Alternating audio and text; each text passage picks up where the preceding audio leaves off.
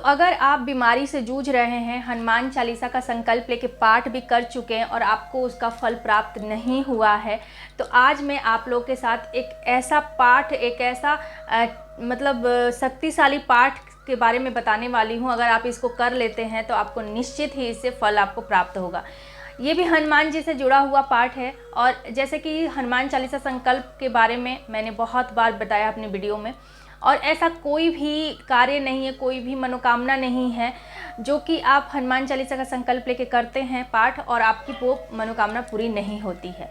फिर भी अगर आपकी कोई ऐसी चाहे वो बीमारी हो या कोई मनोकामना हो, कुछ भी हो जो कि अभी तक आपका अधूरा है और आप हनुमान चालीसा का पाठ लेकर संकल्प लेकर कर चुके हैं, तो कहीं ना कहीं आपने कोई गलती की होगी या फिर कुछ ना कुछ मिस किया होगा जिसकी वजह से आपका ये कंप्लीट नहीं हुआ है चालीसा पाठ।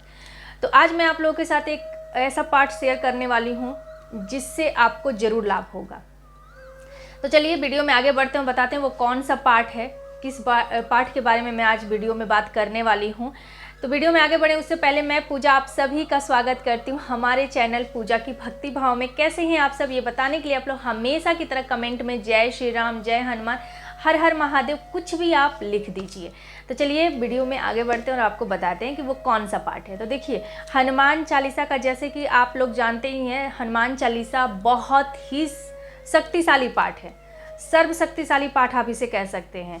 ऐसी कोई भी इच्छा नहीं है, ऐसा कोई भी प्रॉब्लम नहीं है, कोई भी संकट नहीं है अगर आप हनुमान चालीसा का पाठ करते हैं और आप उसमें से नहीं निकलते हैं। जो भी इच्छा रखते हैं हनुमान जी आपकी इच्छा जरूर पूरी करते हैं। इतना पावरफुल पाठ है हनुमान चालीसा का। लेकिन आज मैं आपको बताऊंगी कि अगर आप हेल्थ से परेशान हैं, आपको किसी न किसी तरह की कोई गंभीर बीमारी है, या फिर जैसे कि होते हैं ना, गंभीर बीमारी नहीं होती है लेकिन कुछ लोगों का क्या होता है कि हेल्थ हमेशा ख़राब रहता है, कुछ दिन ठीक रहते हैं फिर वो बीमार पड़ जाते हैं, फिर ठीक रहते हैं फिर बीमार पड़ जाते हैं। तो इस तरह के बहुत सारे लोग हैं जो हेल्थ से जूझे रहते हैं हेल्थ को लेकर अपना। तो आज उन्हीं सब के लिए मैं ये वीडियो लेकर आई हूँ। आपको क्या करना, आपको करना हनुमान बाहुक का पाठ। हनुमान बाहुक की रचना की है गोस्वामी तुलसीदास जी ने। तुलसीदास जी के हाथ में बहुत ज़्यादा पीड़ा हो रही थी, उनके हाथ में दर्द हो रहा था जिसकी वजह से वो रचना नहीं कर पा रहे थे, लेकिन उनकी इच्छा थी कि वो रचना करें। इस वजह से वो काफ़ी परेशान हो गए थे, काफ़ी हताश हो गए थे। तो उन्होंने हनुमान जी को याद करते हुए उनको होता है ना, अपनी पीड़ा बताते हुए कि मैं आपकी रचना करना आपके बारे में मैं लिखना चाहता हूँ लेकिन लिख नहीं पा रहा हूँ, कृपया कर आप मेरे ये दुख को दूर करें, जो मैं पीड़ा में हूँ, मेरे शारीरिक पीड़ा को आप दूर करें। तो वो लिखने लगे। लिखते लिखते जब उनकी ये जो हनुमान बाहु की रचना पूरी कंप्लीट हो गई, उनके हाथ का दर्द, जो उनके बाहों में दर्द हो रहा था, वो दर्द भी छू मंतर हो गया, गायब हो गया उनका दर्द। और तब से ही इस हनुमान बाहुक को, उनके बाह में दर्द था जैसे कि मैंने आपको बताया, इसीलिए इसे हनुमान बाहुक कहा जाता है। अगर आप हनुमान बाहुक का पाठ करते हैं तो आपकी शारीरिक कोई भी कष्ट हो उसको दूर होना ही है। इतना पावरफुल है। जैसे कि हनुमान बाहुक की रचना करते करते गोस्वामी तुलसीदास जी के हाथ का दर्द, हाथ की पीड़ा, उनकी जो भी शारीरिक कष्ट थी वो दूर हो गई। तो आप इसका अगर पाठ करते हैं तो आपकी जो भी पीड़ा है वो जरूर दूर होगी। तो चलिए आपको बताते हैं कि इसका पाठ आपको कैसे करना है। हनुमान बाहुक का पाठ संकल्प लेके अगर आप इसका पाठ कर लेते हैं तो आपको जरूर फायदा होगा एकदम इसका। जैसे कि हनुमान चालीसा संकल्प से चमत्कार होता है, वैसे ही इसका भी चमत्कार अगर आप संकल्प लेके पाठ करते हैं। तो किसी भी पूजा पाठ में अगर संकल्प ले लिया जाता है, संकल्प के द्वारा किया जाता है पाठ, तो उसका शीघ्र फल प्राप्त होता है। तो इसी तरह चलिए आज आपको बताते हैं हनुमान बाहुक का संकल्प कैसे लेना है और पाठ कैसे करना है। तो जैसा कि आप लोग जानते हैं, हनुमान चालीसा का जो लोग हनुमान चालीसा का संकल्प लेके पाठ कर चुके हैं उन सभी को पता होगा कि हनुमान चालीसा में कैसे हमें संकल्प लेके पाठ करना है। आपको हनुमान बाहुक में भी सेम वही सारा नियम फॉलो करना है। आपको हनुमान जी की मूर्ति रखनी है अपने समक्ष, अपने पाठ के समक्ष। वहाँ पे राम दरबार का फोटो रखिए। उसके बाद आपको बैठ जाना है पाठ करने।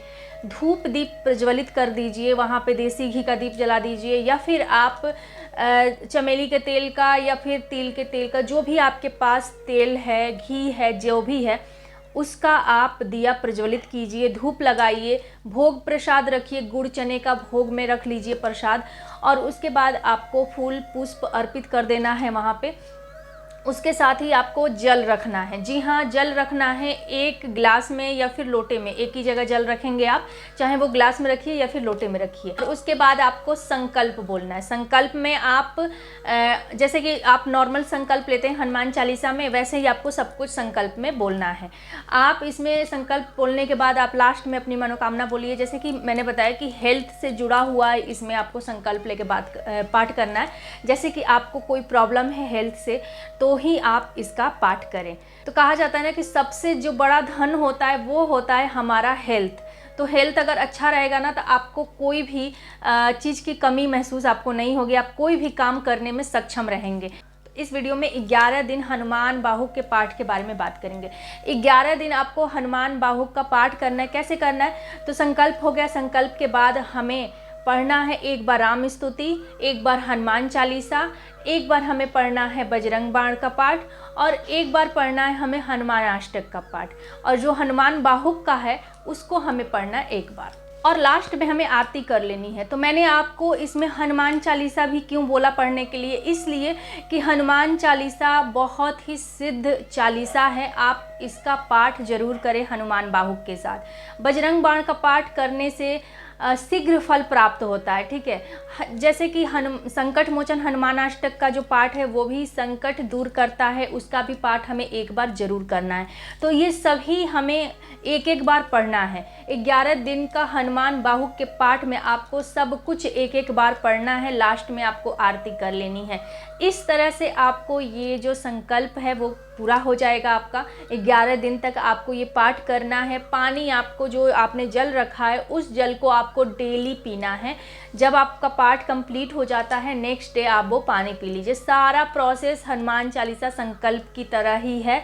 आपको, अगर आप न्यू हैं और आपको नहीं पता हनुमान चालीसा संकल्प के नियम विधि या फिर उसको कैसे पाठ करें, तो आप मेरे वीडियो को देख लीजिए। मेरे चैनल पे वीडियोस मिल जाएगी, बहुत सारी वीडियोस मैंने अपलोड की हुई है हनुमान चालीसा संकल्प कैसे लेना है, तो आप लोग जाके वहाँ देख लीजिए। और बिल्कुल सेम सब कुछ वैसे ही फॉलो करना है, नियम सारे वही रहेंगे, ठीक है। तो मन की और तन की शुद्धि होनी चाहिए। जैसे कि मैंने आपको बताया, नॉनवेज, प्याज लहसुन, ब्रह्मचर्य, इन सभी का त्याग करना है आपको, और 11 दिन तक आपको शुद्ध सात्विक तरीके से रहकर इसका पाठ करना है। फिर देखिए, आपकी जो भी बीमारी है, जैसी भी बीमारी हो, लंबी से लंबी बीमारी, गंभीर से गंभीर बीमारी, आपको उससे ज़रूर फ़ायदा होगा।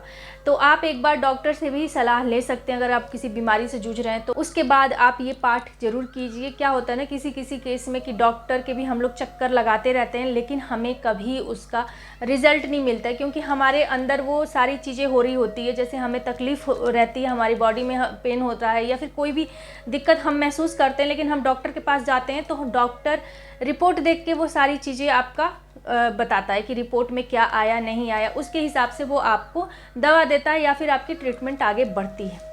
हनुमान बाहु का पाठ करने से आपकी जो भी बीमारी है वो निकल के आती है, यानी कि आपको पता चलता है कि हाँ ये बीमारी है या फिर नहीं है।